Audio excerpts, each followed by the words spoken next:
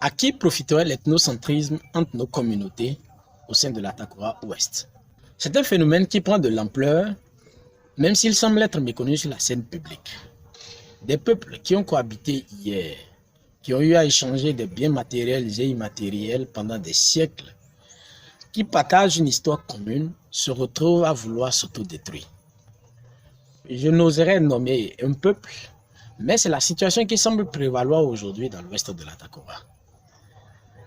Qu'est-ce qui serait à la base d'une telle situation? À qui la faute? Devrions-nous rester insensibles face à un phénomène qui aura plus de dégâts que de bien?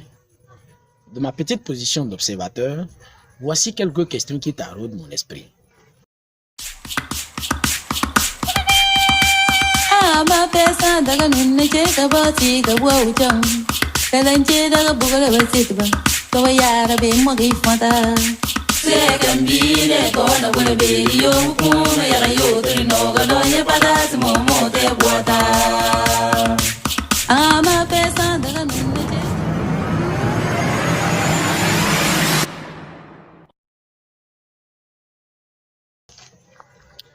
En parlant de ces peuples de la Takora Ouest, les chercheurs en sciences sociales sont certainement unanimes sur le fait qu'ils partagent une histoire commune qui dure des siècles, voire des millénaires.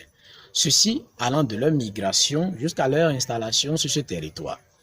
À cela s'ajoutent les nombreux éléments socioculturels presque semblables qu'ils partagent. Certains les appellent même des peuples cousins. L'archéologue Didier Nda, dans l'une des interviews qu'il m'a accordées sur les mouvements de migration des Batamariba, ici même sur Carrefour du Putamaku, faisait déjà remarquer que dans l'histoire, ces peuples étaient économiquement interdépendants.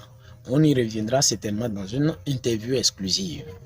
Cependant, ce serait utopique de ma part de vouloir faire croire qu'ils n'ont jamais connu des moments de tribulation dans leurs relations de par le passé. Mais une chose est certaine, ils sont toujours arrivés à surmonter ces épisodes pour retrouver la paix. C'est donc curieux de voir cette guerre à peine silencieuse qui est en train de fragmenter aujourd'hui ces peuples.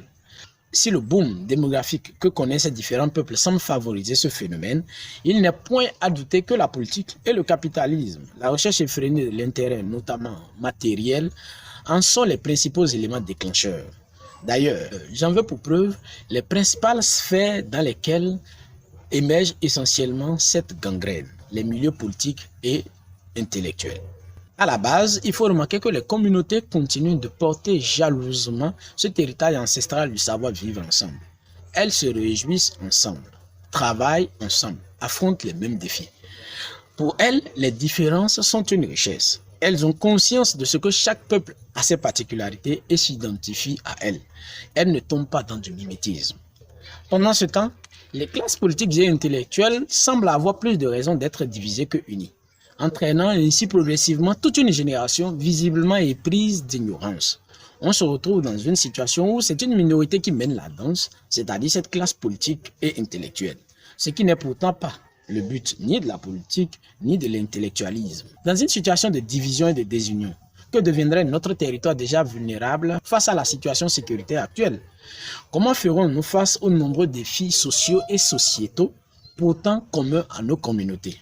Au regard de l'histoire et mieux de l'avenir auquel aspirent les générations actuelles et les communautés à la base, il est évident que cette situation, combien regrettable, n'a pas sa raison d'être.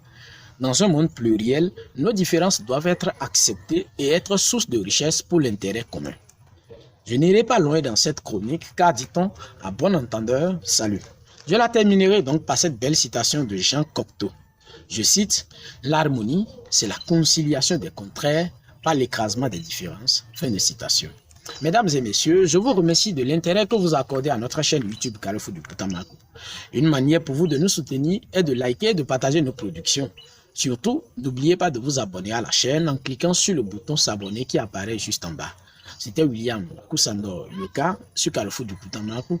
À très bientôt pour d'autres interviews et chroniques. D'ici là, mesdames et messieurs, portez-vous bien.